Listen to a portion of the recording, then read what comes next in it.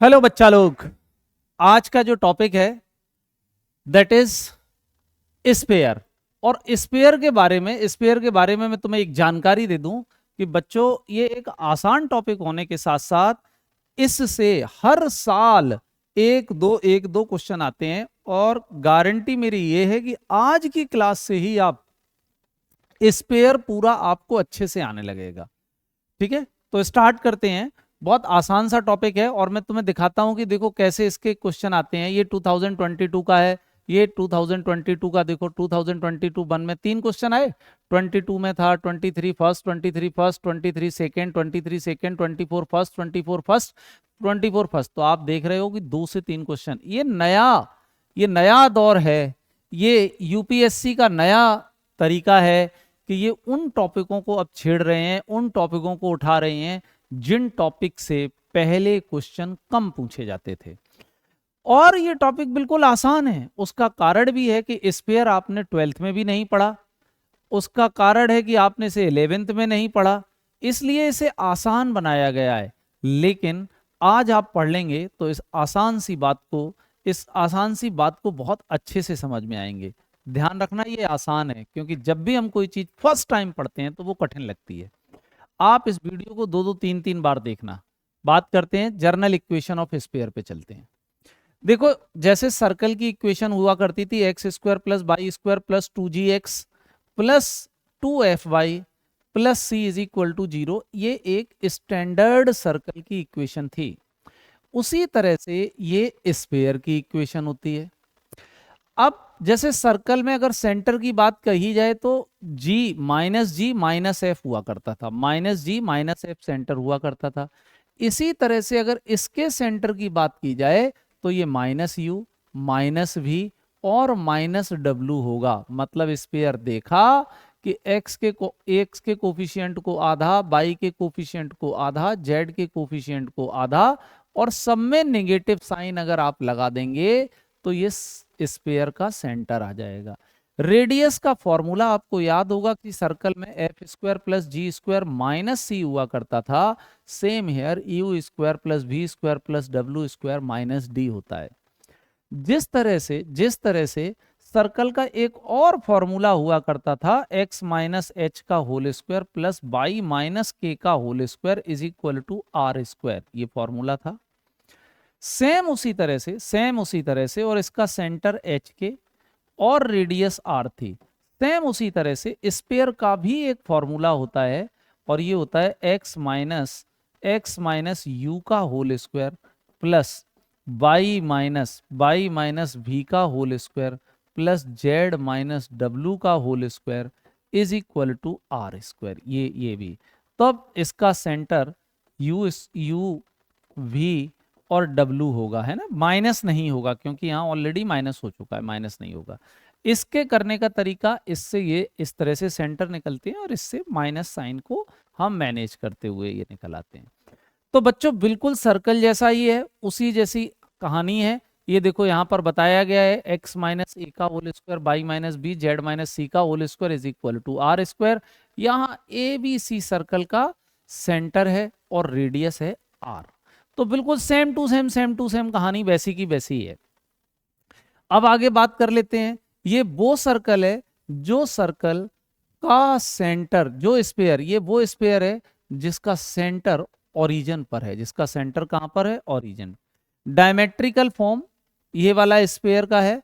अच्छा, जब भी डायमीटर के पॉइंट इधर उधर दिए जाएं और कहा जाए कि इसका इक्वेशन निकालना है, वैसे तो ये फॉर्मूला होता है, आप लोगों ने इसे नहीं पढ़ रखा होगा, तो आप इसका मिड पॉइंट निकाल लें तो सेंटर आ जाएगा, यहां से यहां तक की डिस्टेंस निकाल लें तो रेडियस आ जाएगा, और यही वाला फॉर्मूला लगा दोगे तो आंसर आ जाएगा।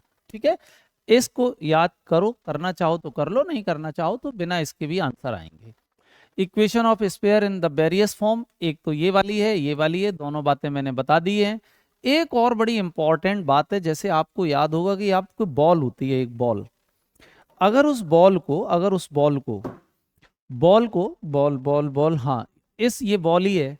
अगर उस बॉल को यहां से कट कर दिया जाए, यहां से कट कर दिया जाए, तो आपने देखा होगा ये सेंटर है उसका। सेंटर से ये क्या हो जाएगी, रेडियस। ये एक प्लेन बन के तैयार होता है, कटने से ये जो आता है दैट इज अ प्लेन, और इसका डिस्टेंस लगा निकाल दोगे, ये डिस्टेंस निकाल दोगे, ये वाली ये डिस्टेंस निकाल दोगे, तो यहां पर ये पाइथागोरस थ्योरम बन के तैयार हो जाएगी, और इसमें रेडियस होगी, अगर ये गिवन होगा तो आप ये फाइंड कर सकते हो, ये, और ये गिवन होगा तो आप ये फाइंड कर सकते हो। इस तरह से ये conic section equation of sphere plane taken together represented the plane section, इस तरह से है ना।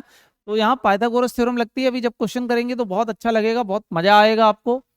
यही सेम यहाँ पर है, लेकिन यहाँ पर बताया गया foot of perpendicular from centre to the sphere to the plane. अभी मैं बता चुका हूँ कि इस डिस्टेंस को फाइंड करने के लिए, इस डिस्टेंस को फाइंड करने के लिए distance of a point to the plane लगाएंगे, उससे ये निकल आएगा। ठीक है, जब ये आपको निकल आया, स्फीयर की रेडियस अगर आपको पता है, तो ये डिस्टेंस जो नीचे नीचे जो सर्कुलर पोर्शन कट रहा था उसकी भी ये रेडियस आपको पता चल जाएगी। ठीक है, चलो इसी तरह से ये फॉर्मूला दिया गया है, ये है Pythagoras theorem, radius of circle is equal to radius of sphere minus perpendicular from the centre to the sphere to the plane का होल स्क्वायर। ठीक है, ग्रेटेस्ट सर्कल क्या होता है, ग्रेटेस्ट सर्कल कब कटेगा, ये आपको पता है कि अगर इसको मैं बीच से काट दूं, बीच से अगर इसे काट दूं, ऐसे बीच से काट दूं, तो यहां जो बनने वाला सर्कल होगा वो ग्रेटेस्ट सर्कल होगा।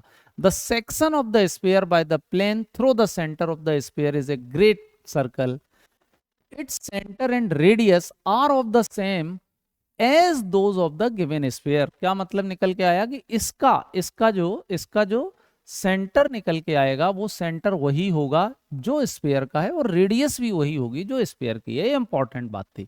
थ्योरी यहां से खत्म होती है, सीधे क्वेश्चन स्टार्ट होते हैं, समझना, ध्यान से देखना। चलो यहां पर क्या बताया गया, एक एक बात जो प्लेन में पढ़ाई थी, जो यहां पढ़ाई थी, प्लेन पढ़ने के लिए आपको हमारा इसी 3 डायमेंशन का फर्स्ट पार्ट पर आपको जाना पड़ेगा, इसलिए आप 3D का जो फर्स्ट पार्ट है उसे जरूर ध्यान से पढ़ें, जिससे आपका प्लेन अच्छा हो जाए। ठीक है, बात करते हैं। The plane this where meet the coordinate axis, मतलब ये कोऑर्डिनेट एक्सिस होंगे, इन पे प्लेन ये मिल रहा है, मीट, ये प्लेन जो है ना, इस तरह से कोई भी प्लेन मान ले, किसी भी तरह से ऐसा मिल रहा है। ठीक है ना, meet the coordinate axis A B C, कहीं से भी मान ले। ठीक है, the equation of the sphere passes through origin, equation of जो सर्कल है वो इन सब से जा रही है भाई, यहां से भी जाएगी, क्योंकि स्फीयर तो स्फीयर होता है, इस तरह से रहता है। ठीक है ना, तो ये स्फीयर जो है ना वो यहाँ यहाँ यहाँ और यहाँ से भी जा रहा है, स्फीयर इस तरह से होता है तो सब जगह से जा सकता है, पासिस थ्रू हो रहा है, और स्फीयर ये है। ठीक है, यहां पर बताया गया है, और what is the value of के की वैल्यू क्या होगी।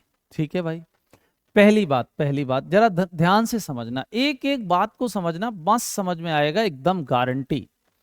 देखो ये आपका क्या है, ये आपका प्लेन है, प्लेन का इंटरसेप्टेड फॉर्म जो यहां पर कट करेगा, जो यहां पर कट करेगा, इंटरसेप्टेड फॉर्म निकालने के लिए हमें क्या करना होता है, प्लेन को 6x plus k y plus 3z is equal to 12, इस 12 का पूरे में डिवाइड करना होगा।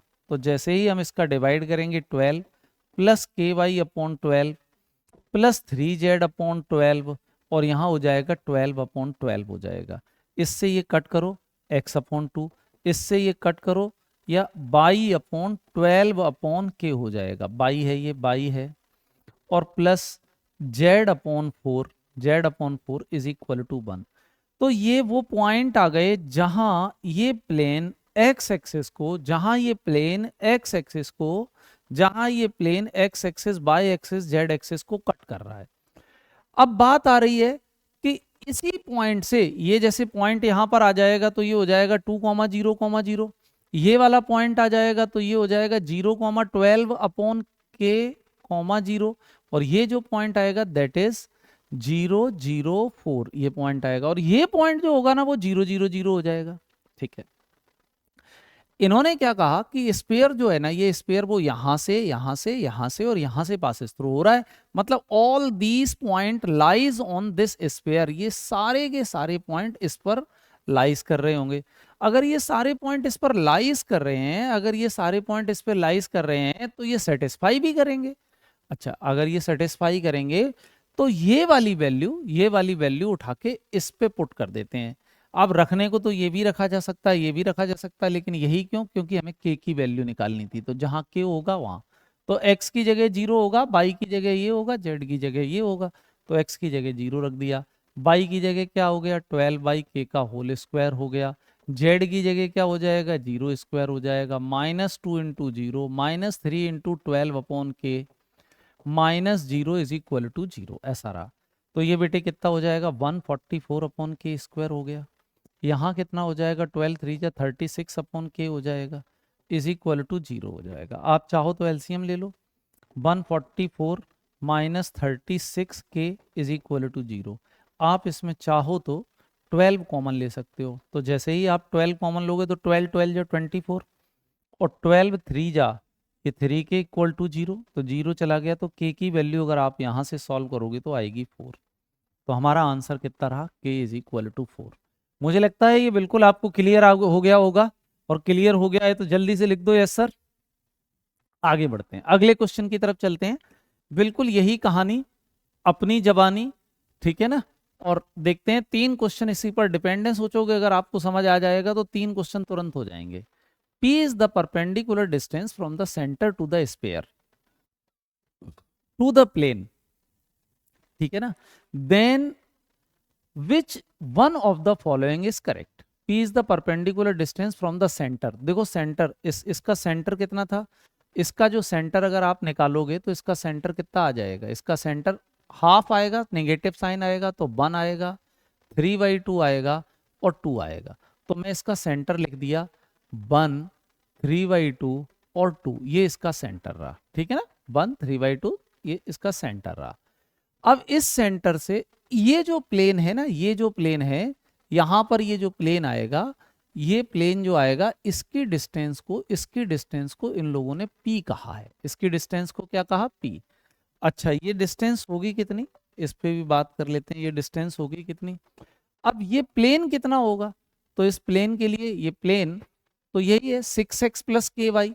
तो 6x तो ऐसा ही रहा, के बाई के की जगह अभी वैल्यू निकाली हमने 4, ये देखो के की वैल्यू कितनी निकाली 4/, plus 3z minus 12 plus 3z minus 12 is equal to 0, ये आ गया वैल्यू, ठीक है।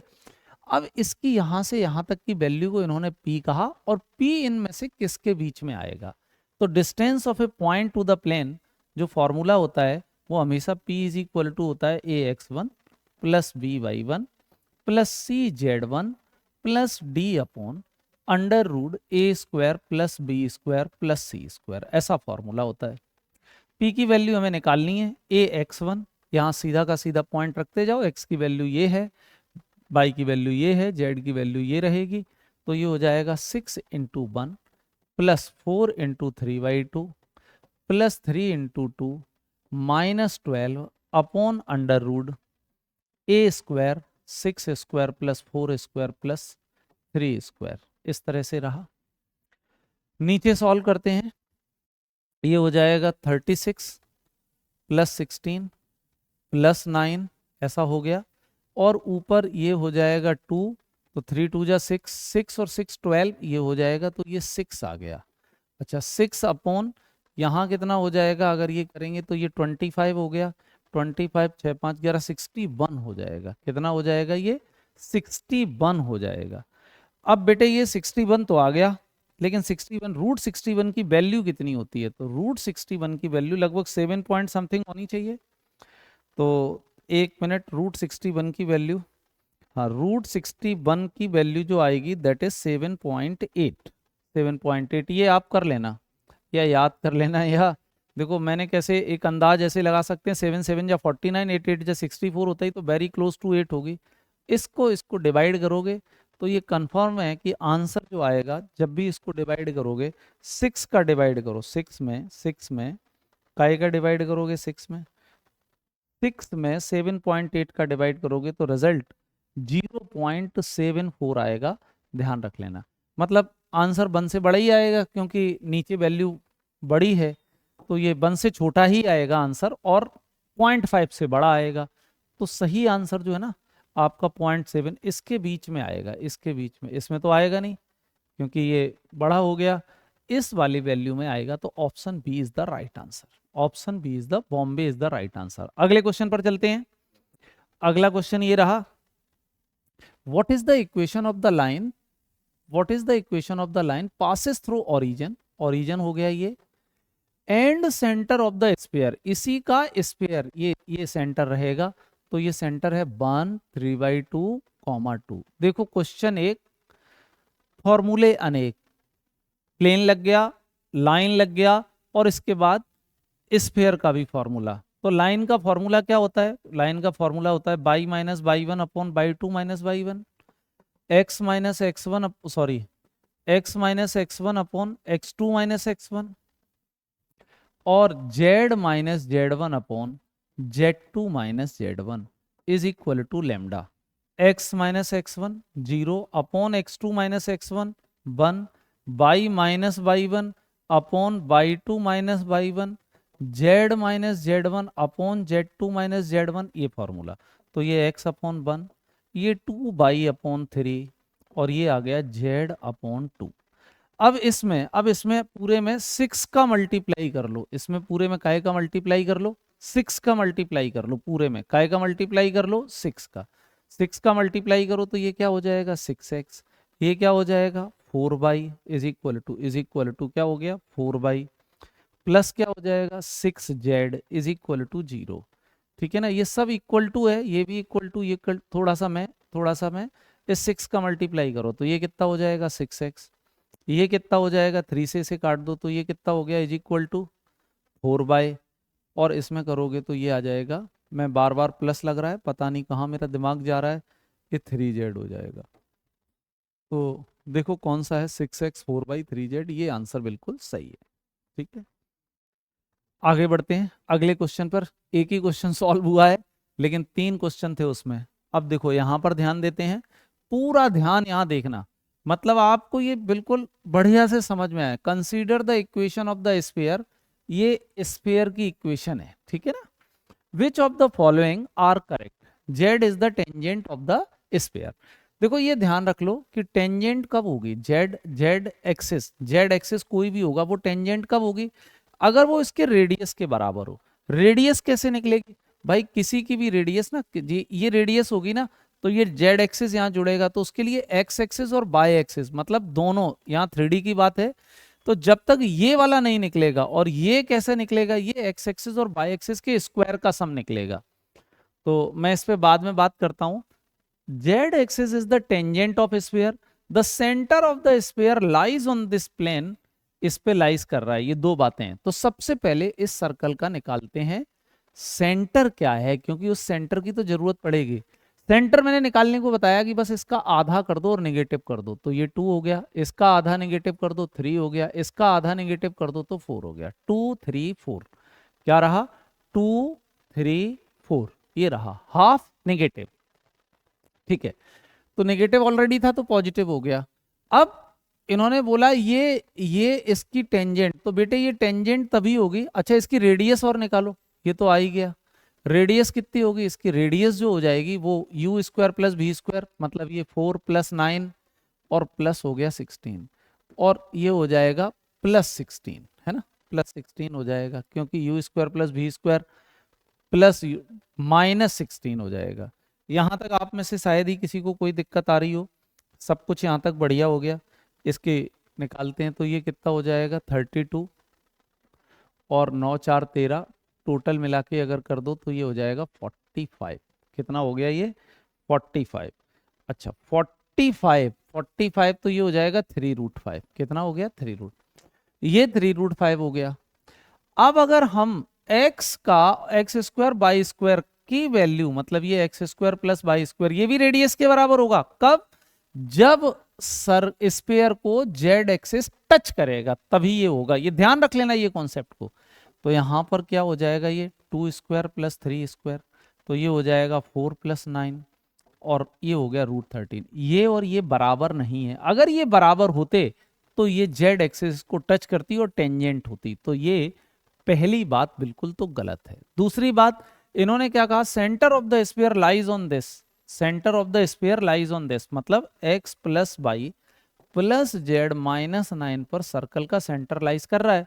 तो सर्कल का सेंटर ये है, अगर मैं वैल्यू ये यहां पुट कर दूं और आंसर 0 इक्वल टू 0 आ जाए तो समझ लो कि ये लाइज कर रहा है। ठीक है, यहां मैंने वैल्यू रख दी 2 + 3 + 4 -9 इज इक्वल टू 0। तो 4 3 7 और 2 कितना हो जाएगा 9 - 9 इज इक्वल टू 0। बात बिल्कुल सही है, ये गलत है, ये सही है, ये सही है। 2 only is the right answer, पहली बात। दूसरी बात बच्चों याद रखना कि हमारे पास सारे, चलो ये सारे के सारे आपको पीडीएफ जाएंगे, पीडीएफ सॉल्यूशन जाएंगे। तो पीडीएफ सॉल्यूशन से आपको इन सब क्वेश्चनों के वीडियो सॉल्यूशन मिल जाएंगे, आप प्रैक्टिस कर सकते हैं। चलो ये क्वेश्चन खत्म हो गया, एक ही क्वेश्चन था इससे रिलेटेड, एक ही क्वेश्चन था। अब ये क्वेश्चन आ गया, देखते हैं इसमें 2 क्वेश्चन है। Next 2 item of the following, a b 2 point हैं, b the end point of the diameter, मतलब स्फीयर है उसके ये अंतिम पॉइंट हैं। एक है 1 -1 और 2 और अनदर पॉइंट इज 2 1 और -1। ये B the end point of the diameter of the sphere, ये स्फीयर के अंतिम पॉइंट हैं, अंतिम पॉइंट हैं ये। ठीक है, स्फीयर कितना हो गया, स्फीयर हो जाएगा x² + y² + z² + 2xy(yz), ये आ गया। ठीक है, अब देखो इस सर्कल का इन दोनों पॉइंटों का जो मिड पॉइंट होगा वो सर्कल का होगा सेंटर, वो सर्कल का क्या हो जाएगा, सेंटर हो जाएगा। ठीक है, इन दोनों का जो मिड पॉइंट होगा वो इस स्फीयर का सेंटर हो जाएगा। तो 2 1 1 आ जाएगा, तो 2 1 कितना हो गया 3/2, ये 0 हो जाएगा और ये 1/2 हो जाएगा। ये इस स्फीयर का क्या आ गया, इस स्फीयर का ये क्या आ गया, ये इस स्फीयर का सेंटर आ गया। अब अगर मैं यहां से देखूं, यहां से अगर इसका देखूं तो जो मैंने ट्रिक बताई थी उसमें ये u -v -w इसका सेंटर होगा और ये किसके बराबर हुआ 3/2, 0 और 1/2। ये भी इसी स्फीयर का है, ये भी इसी स्फीयर के सेंटर हैं। If we compare it then u is equal to -3/2, v is equal to 0 and w is equal to -1/2। u v w आ गया। What is u + v + w, -3/2 + 0 -1/2 आ गया। तो जब इसको हम सॉल्व करेंगे तो ये -4/2 आ जाएगा, इसे कर डालो तो आंसर कितना आ गया -2। तो -2 इज द राइट आंसर। इस क्वेश्चन का सही आंसर कितना हो गया -2 हो गया। आगे बढ़ते हैं,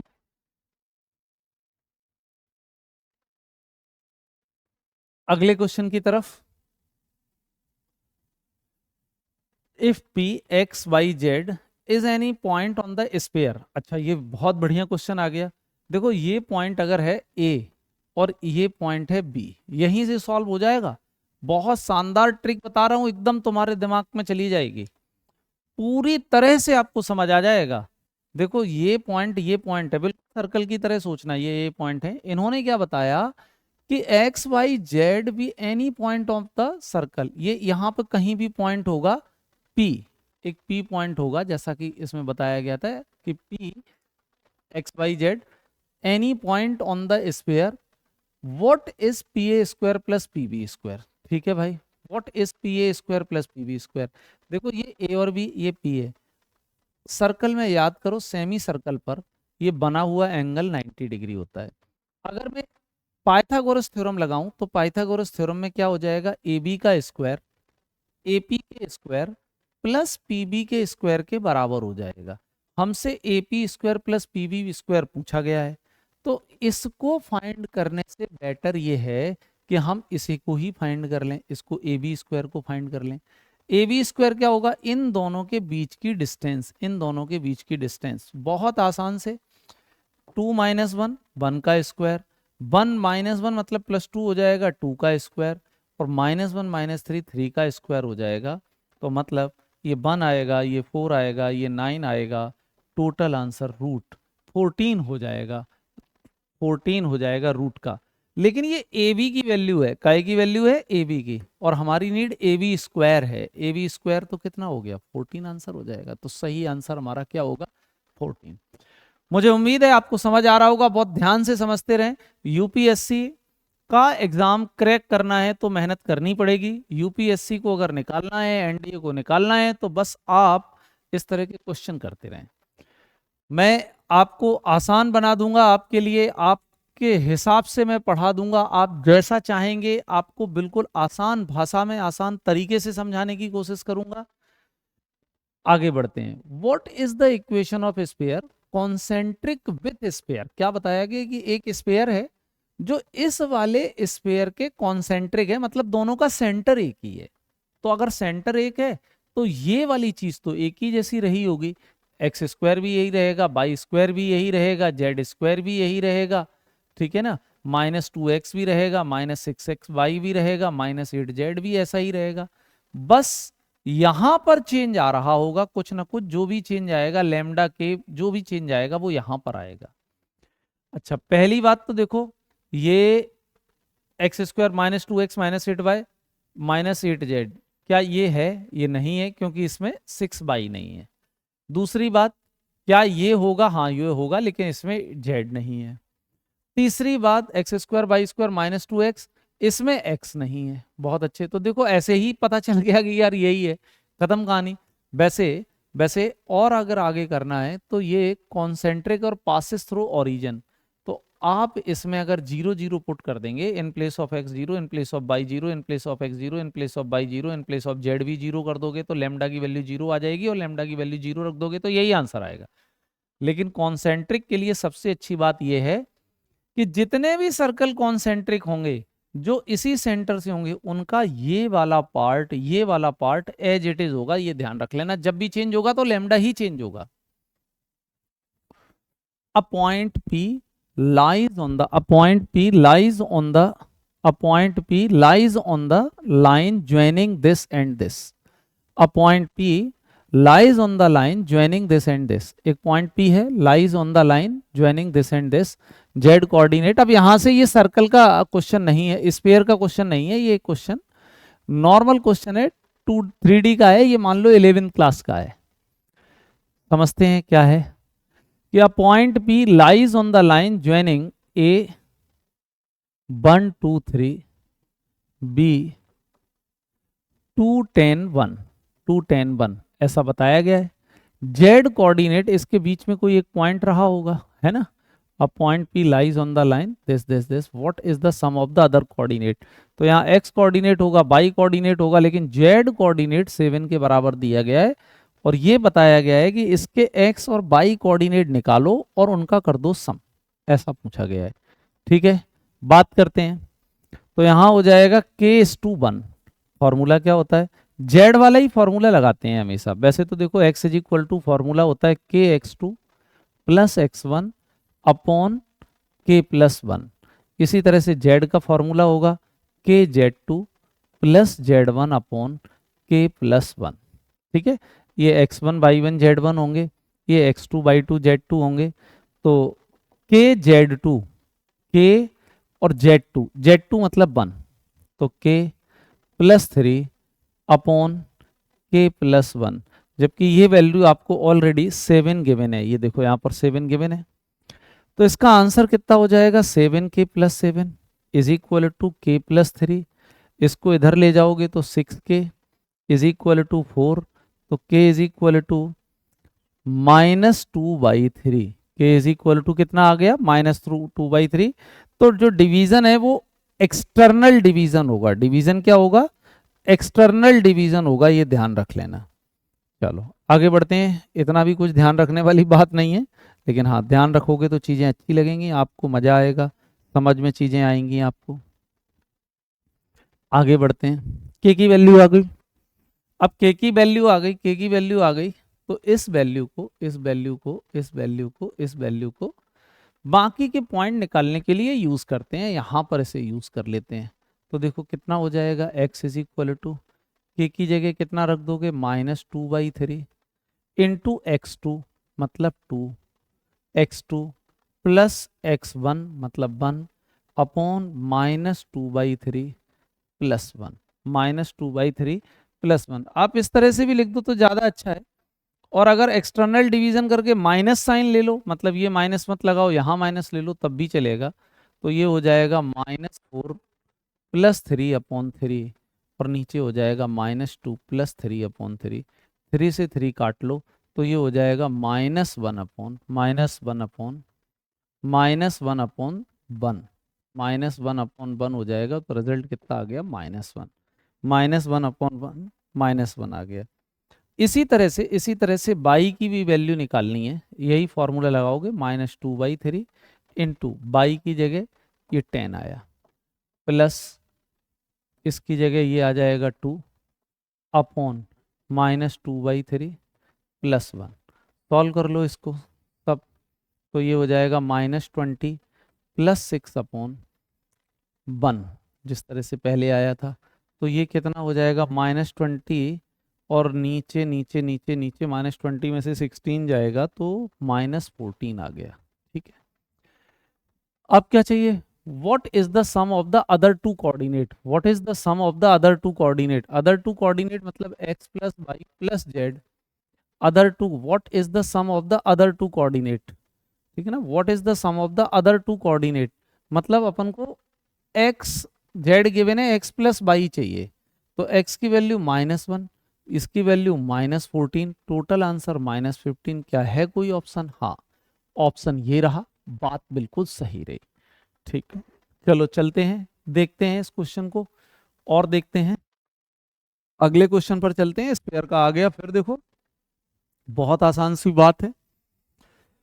this are the end point of the diameter, मतलब क्या बताया गया? ये तो वो क्वेश्चन वही आ गया, मुझे लगता है दोबारा रिपीट हो गया 2024 में। इसका आंसर कितना था? 2 था कि -2 था? -2, यहाँ शायद गलत लिखा हुआ है, यही वाला क्वेश्चन था ना, -2 आंसर था। 1 -1 2, 1 -1 2, कहाँ पर पहुंच गए अपन? 1 -1 2, अरे एग्जैक्ट क्वेश्चन वही आ गया। ये तो ये क्वेश्चन वही आ गया जो हमने पिछले क्वेश्चन किया था, और क्वेश्चन हमने ये किया था ये वाला, ठीक है ना? इसमें भी, इसमें हाँ, यही and point of the diameter थे, डायमीटर के एंड पॉइंट थे, दिन दोनों को प्लस करके इसका अपन ने सेंटर निकाला था, सेंटर को कंपेयर किया था, इसकी वैल्यू रख दी थी, आंसर -2 आ गया था, तो -2 इज द राइट आंसर था।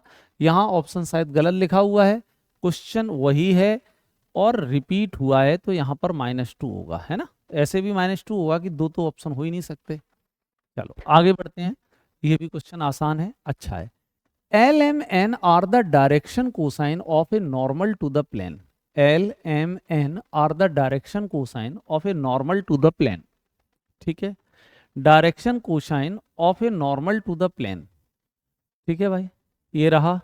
Then what is the value of 49 7l² + m² - है, ये प्लेन है, और जैसा कि हम प्लेन में जानते हैं कि 2x - 3y + 6z + 4 = 0 में अगर हम प्लेन को कंपेयर करें ax + by + cz + d = 0 से कंपेयर करें, तो a की वैल्यू 2, b की वैल्यू -3 और c की वैल्यू कितनी आ गई? 6। ये डायरेक्शन रेशियोज होते हैं। डायरेक्शन कोसाइन फाइंड करने का फॉर्मूला होता है a/√a² + b² + c²। मेरे प्यारे बच्चों, a की वैल्यू कितनी है? 2, यहाँ a² कितना हुआ? ये हो जाएगा 4 + 9 + 36, तो आंसर 2/2/40 49 7 आ रहा है, 2/7 आ रहा है। इसी तरह से m की वैल्यू कितनी हो जाएगी? m की वैल्यू हो जाएगी -3/7, n की वैल्यू हो जाएगी 6/7, n की वैल्यू कितनी हो जाएगी? 6/7। ये सारी वैल्यू यहाँ पुट कर दो, ये 49 रहेगा, 7 7 रहा, l² कितना आएगा? l² 4/49 प्लस m² 9/49 और -n² 36/49। 49 49 49 कट गया, 7 4 जा 28 + 9 -36, ये कितना हो गया? इसको अगर हम करेंगे तो ये 37 आएगा और ये 36 आएगा, तो आंसर में 1 आंसर आएगा, 1 आंसर आएगा, ये आंसर राइट आंसर है। जल्दी से नोट कर डालो, क्योंकि जब तक आप लिखोगे नहीं तब तक कुछ होने वाला है नहीं। सही आंसर यही है, नोट कर लिया होगा मुझे उम्मीद है। चलो आगे बढ़ते हैं अगले क्वेश्चन की तरफ। ये भी अच्छा क्वेश्चन है और समझने लायक है। P is the perpendicular distance from the origin. If P is the perpendicular distance from the origin, P is the perpendicular distance from the origin to the plane passes through this. अच्छा पहले तो plane निकालना है। इन्होंने क्या बताया, एक plane है जो यहाँ से जा रहा है, 3 पॉइंट से जा रहा है, ऐसा प्लेन है। ठीक है भाई, 3 पॉइंट से प्लेन जा रहा है। अच्छा, P is the perpendicular distance, P is the perpendicular distance from the origin to the plane passes through this, then 3p square is equal to, ये आएगा 1 0 0, ये आएगा 0 1 0 और ये आएगा 0 0 1, इस तरह से आया। ठीक है, P is the perpendicular distance from the origin to the plane passes through। अच्छा, P is the perpendicular distance from the origin। ठीक है भाई, P is the perpendicular distance from the origin to the plane passes through this। अच्छा, अब plane की equation होती है ax plus b y plus c z plus d equal to 0। अब ये प्लेन इन तीनों से जा रहा है, तो कोशिश करते हैं। पहले पॉइंट से जा रहा है तो एक्स वाई जेड की वैल्यू यही होगी, तो एक्स की जगह अगर आप 1 रखोगे तो a plus 0 plus d is equal to 0 हो जाएगा। तो a इक्वल टू कितना हो गया, minus d. a equal to कितना हो गया, माइनस डी। इसके बाद अगर एक और वैल्यू रखें तो यहाँ पर कितना हो जाएगा, ये हो जाएगा, ये हो जाएगा, ये हो जाएगा, ये हो जाएगा यहाँ पर। फिर अगर ये पॉइंट रख दें, यहाँ पर रख दें, तो ये कितना हो जाएगा, 0 plus b plus 0 plus d equal to 0। तो b की भी वैल्यू किसके बराबर हो गई, माइनस डी के बराबर। Same goes for c, c is also minus D के इक्वल ही होगा। अगर ये सारी वैल्यू मैं यहाँ उठा के रख दूं, यहाँ a की जगह माइनस डी एक्स, बी की जगह माइनस डी वाई, सी की जगह minus d z plus d is equal to 0। D d d d cut गया, तो x plus y plus z minus 1 is equal to 0। ये एक प्लेन की equation आ गई, ऐसा प्लेन जो यहां से पासिस थ्रू हो रहा था। ठीक है, इवन इसकी एक और फॉर्मूला याद करो, मैंने लिखाया होगा पिछले लेक्चर में, जो मुझसे पढ़े हैं उन्हें पता होगा। x minus x one, y minus y one, z minus z one, x2 minus x one, x3 minus x one. अगर इसमें इसी तरह से यहाँ आएगा, अगर इसमें ये वैल्यू रख दोगे तो भी आंसर यही आएगा। अब इन्होंने क्या बोला है कि इसकी डिस्टेंस, कोई पॉइंट है ओरिजिन, उससे इसकी डिस्टेंस जो होगी ना वो p है। अच्छा, डिस्टेंस का फॉर्मूला होता है, वो होता है d upon under root a square plus B square plus c square. अगर ओरिजिन से डिस्टेंस जाती है तो ये फॉर्मूला होता है, ओरिजिन से डिस्टेंस जाती है तो ये फॉर्मूला होता है। ठीक है, तो p is equal to d की जगह कितना है, 1 upon under root 1 plus 1 plus 1, तो आंसर आएगा 1 बाई रूट 3। होने को तो माइनस आएगा, लेकिन डिस्टेंस हमेशा पॉजिटिव होती है, 1 बाई रूट 3। तो ये p की वैल्यू है, तो ये 3 हो गया, ये 1 बाई रूट 3 का होल स्क्वायर हो गया। तो 3 इंटू 1 बाई 3, देखो 3 से 3 कट गया, तो आंसर क्या हो जाएगा, 1। तो सही आंसर कितना आया, 1 is the right answer. 1 is the right answer, 1 इसका सही आंसर होगा। आगे बढ़ते हैं, आगे सॉल्व करते हैं। 1 इज द राइट आंसर। ठीक है, आगे बढ़ते हैं, अगले क्वेश्चन को सॉल्व करते हैं। यहाँ पे ये रहा, हो गया ये।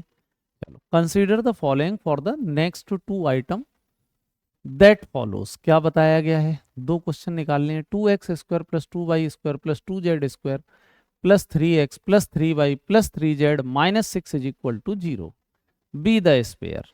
अच्छा, be a square, x square 2x square plus 2y square plus 2z square plus 3x plus 3y plus 3z minus 6 is equal to 0 B a square.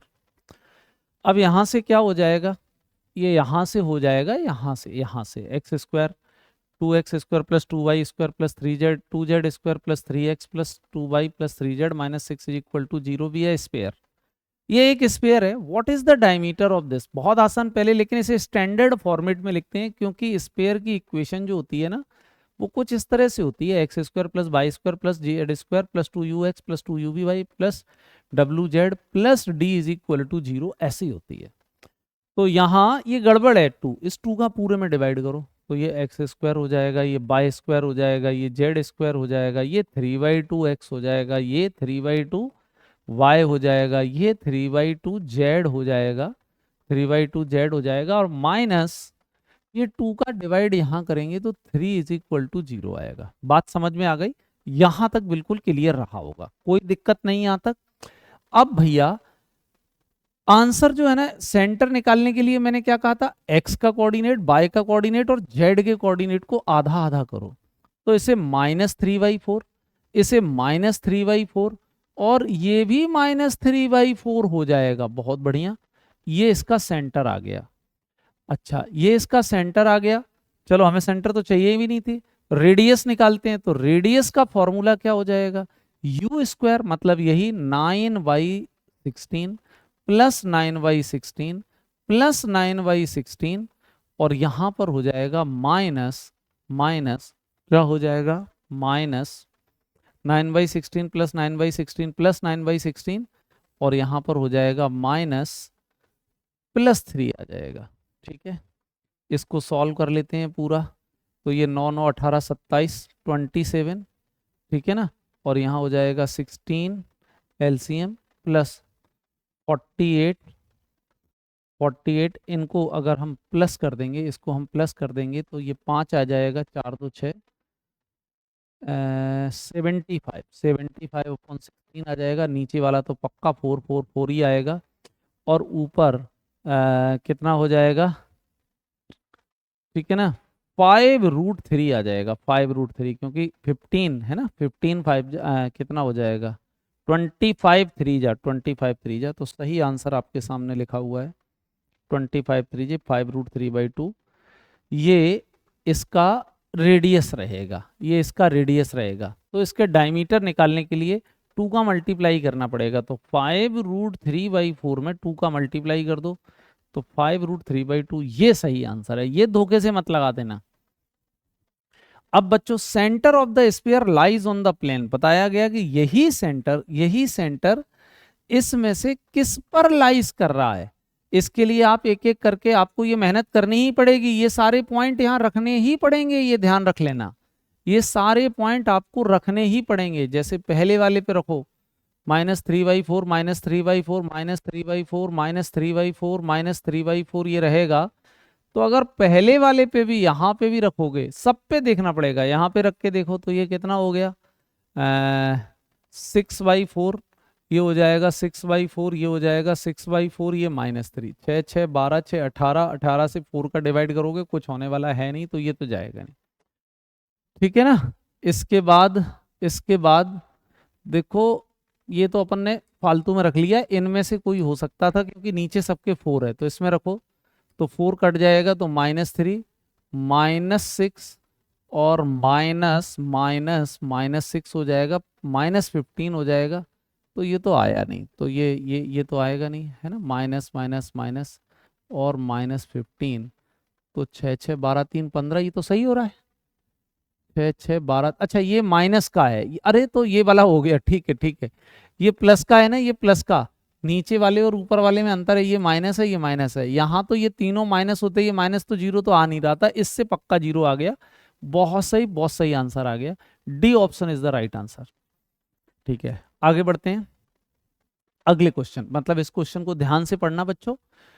Direct क्या बोला गया है, S is the line of intersection of the plane, इन दोनों के intersection of the plane है। Which of the following are the direction ratio of S, S का क्या डायरेक्शन रेशियो है। मान लो ये लाइन जो है वो x - x1/a y-y1/b और z - z1/c, इस तरह से लाइन रहती है। लाइन क्या रहती है, x - x1/a y - y1/b z - z1/c, इस तरह से रहती है। ठीक है, चलो अब इस लाइन को पता करने के लिए हमें तो इसके डायरेक्शन निकालने हैं, direction ratio of S. If S is the line intersection of the line this and this, then ठीक है, तो ये इसके डायरेक्शन होंगे और ये इसके डायरेक्शन होंगे। तो अगर इन लाइन और प्लेन का नॉर्मल हमेशा परपेंडिकुलर होता है ना, या तो कुछ हमें S is the line of intersection of two plane, दोनों प्लेनों के इंटरसेक्शन होंगे, या तो कुछ ऐसा होगा कि लाइन, कुछ तो मिस है इसमें, कुछ तो इसमें मिस है। अमूमन ये होगा कि ये नॉर्मल के पैरेलल है, ऐसा कुछ जरूर होगा, नॉर्मल के परपेंडिकुलर है, या लाइन जो है ना इंटरसेक्टिंग ऑफ टू प्लेन, दो प्लेनों को अगर काट रही है, दोनों प्लेनों को काट रही है। अच्छा, दोनों प्लेन 3 और 2, 5 -4, ठीक है। ये क्वेश्चन कुछ गड़बड़ है ना, कुछ गड़बड़ है इसमें, ठीक है।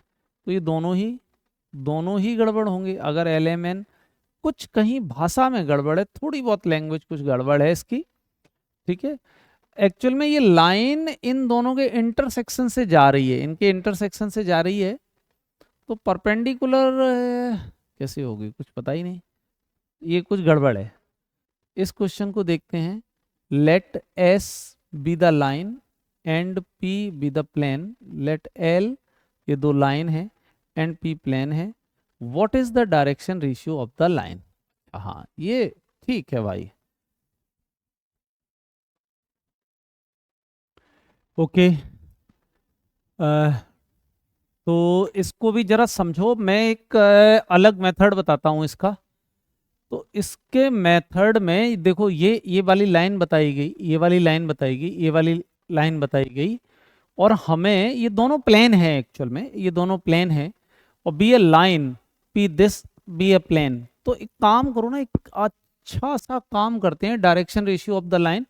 ये दो प्लेन अगर एक दूसरे को काटते हैं तो एक लाइन मिलती है, और वो लाइन इन दोनों के परपेंडिकुलर होगी, तो इनके डायरेक्शन अपने हिसाब से मैं निकाल लेता हूं। मान लो इस वाले प्लेन का डायरेक्शन क्या होगा, 1 1 1, और इस वाली प्लेन का डायरेक्शन क्या होगा, 2 -1 और -1। ये इन दोनों प्लेन के डायरेक्शन होंगे, ठीक है। अच्छा, तो जो नई लाइन होगी उसका डायरेक्शन क्या होगा, अगर मैं IJ के इस तरह से कर दूं, और यहाँ 1 1 1 कर दूं, यहाँ 2 -1 -1 कर दूं, तो ये कितना जाएगा, ये हो जाएगा, अच्छा I के साथ ये हो जाएगा -I+1, है ना, -I+1, ये तो जीरो ही हो जाएगा, बहुत बढ़िया। तो ये तो जीरो हो गया। -J के साथ करोगे तो ये -1 -2 -3 के आ जाएगा, -3 के, -1 -2 -3 के, तो ये 3J हो गया। और के साथ ये कितना आ जाएगा, के साथ ये करोगे तो ये -1 -2 और ये -3 के आ गया, -3 के। तो जो डायरेक्शन आए वो क्या आ गए, 0 3 -3 आ गए, 0 3 और -3 आ गए।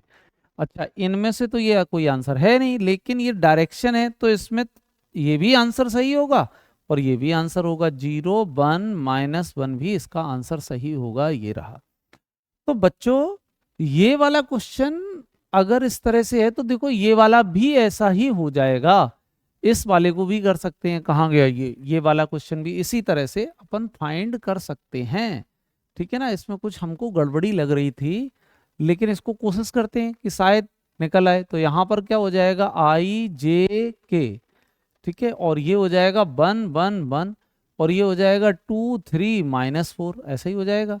तो इसका इसका देखते हैं, तो ये कितना हो जाएगा, I के साथ हो जाएगा -4 -3 -7, -4 -3 -7, कुछ मिलने तो लगा, -7 -J, तो ये हो जाएगा -4 -2, और के साथ कितना हो जाएगा, 3 -2 हो जाएगा।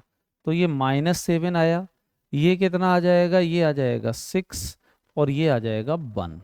तो ये -7 6 1, -7 6 1, अरे बिल्कुल सही आ गया direction ratio of the line of S, है ना। दोनों के इंटरसेक्शन पॉइंट है, क्योंकि सेम टू सेम क्वेश्चन था, जो ये था वो ये था। अच्छा, ये डायरेक्शन रेशियो आ गए, ये इसके क्या आ गए, डायरेक्शन रेशियो। लेकिन अगले क्वेश्चन में बताया गया LMNR द डायरेक्शन कोसाइन।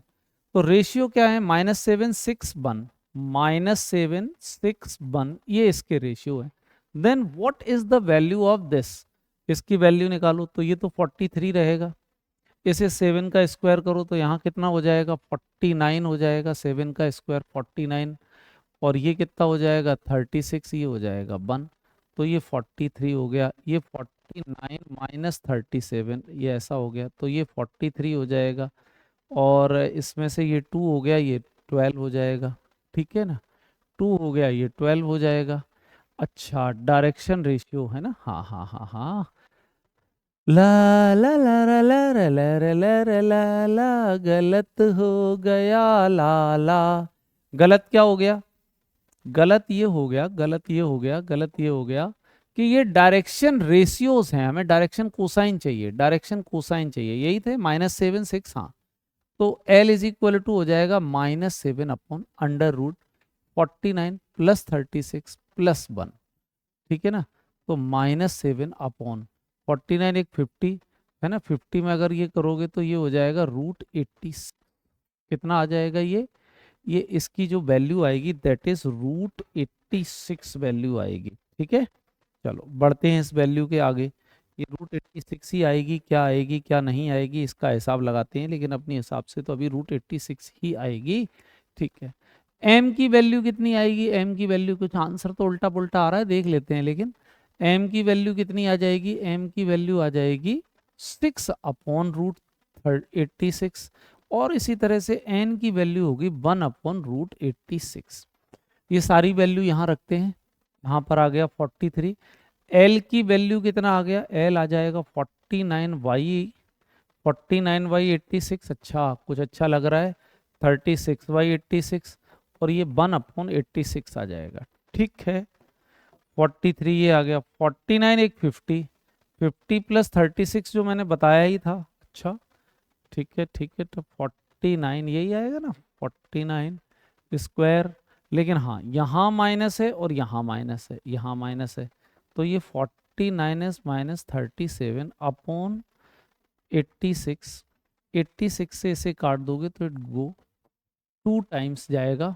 49 और 37 में से अगर हम माइनस करेंगे तो 12/2 आएगा, और आंसर आएगा 6। बात बिल्कुल ऐसा ही, ये वाला आंसर रहा, ये वाला आंसर रहा। आगे आंसर बच्चों ध्यान से पढ़ते चलो, इंपॉर्टेंट टॉपिक है, इसका तो मैंने निकाल ही दिया था ये। ठीक है, फिर आगे क्या बोल दिया गया? आगे बोला गया है कि what is the point of intersection of line L and P. L और पी का इंटरसेक्शन पॉइंट है। अरे ये तो बिल्कुल ही आसान है। क्यों आसान है? क्योंकि इंटरसेक्शन पॉइंट से ही ये होगा, या तो इनका इंटरसेक्शन पॉइंट निकालो, एक जो अच्छा काम कर लो कि ये से सेटिस्फाई करा लो चारों पॉइंट, जो सेटिस्फाई कर जाएगा वही हमारा आंसर हो जाएगा। तो दोनों में से कौन सेटिस्फाई कर रहा है, इसके लिए थोड़ी सी मेहनत करनी पड़ जाएगी कि हमें सेटिस्फाई करेगा कौन। तो बेहतर है एक एक करके सारी वैल्यू यहाँ सेटिस्फाई कर लेना। ठीक है, ये तो होगा नहीं। क्यों नहीं होगा? क्योंकि अगर यहाँ रखोगे तो इतना बड़ा माइनस आ जाएगा, तो 1 से थोड़ी हो जाएगा, कुछ प्लस वाली वैल्यू होंगी कुछ माइनस वाली। यहाँ रखोगे 4 + 6 -9 + 1 6 4 10, ये भी नहीं हुआ, बस ये भी नहीं हुआ, तो ये भी कट्टस हो गया। इसको कर लो तो ये हो जाएगा 4 4, और ये हो जाएगा -6। अच्छा, +9 + 1, ये भी नहीं हुआ। अब ये वैल्यू लास्ट बची है, मुझे उम्मीद है कि इसी से आ जाना चाहिए। -4 -6 +9 + 1 बिल्कुल सही है। ये -10 आया, ये 10 आया, और रिजल्ट आ गया ये, ऑप्शन ये आ गया। इस तरह से आपका पूरा 3D कंप्लीट होता है। और इतना 3D अगर आप कर लेंगे तो आने वाला एग्जाम आपका बहुत अच्छा जाएगा। बच्चों बहुत बहुत शुभकामनाएं आप लोगों के लिए, आप बहुत अच्छा करें, आप बहुत अच्छे से पढ़ें, और आपका NDA का एग्ज़ाम क्रैक हो। धन्यवाद।